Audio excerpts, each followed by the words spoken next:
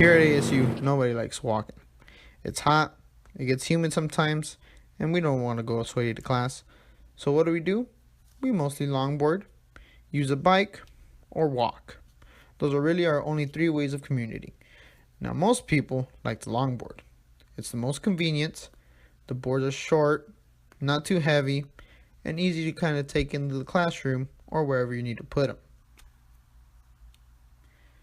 Now with most longboards, we notice they're made of just about the same type of material, which is wood. Now we thought to ourselves, what kind of problems could there be with that? So we finally decided to ask a student.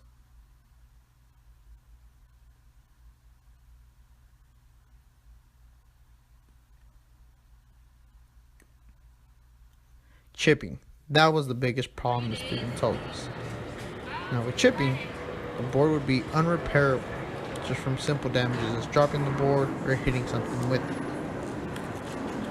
So we started walking and contemplating this kind of problem that the boards would have. Thinking what could be a good material to use for the board. And we finally came to the conclusion that aluminum was key. So we started to get to work. We started designing a board, something that kind of would put the awe in awesome.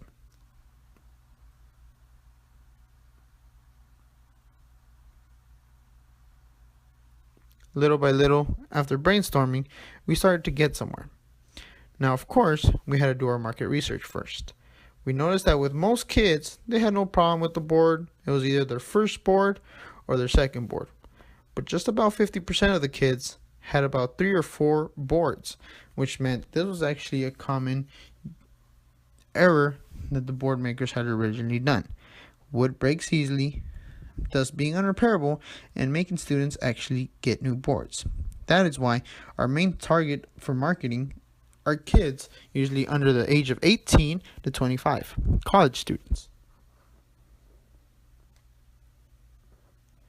Of course, with competitors such as Pennyboard and other longboard producing companies, this would be no simple task.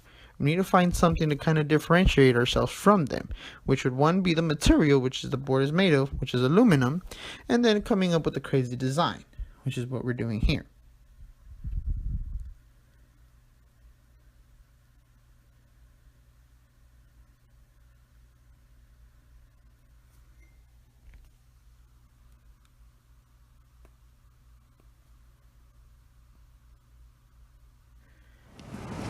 Finally, a board being able to produce and be resistible, we just have one problem.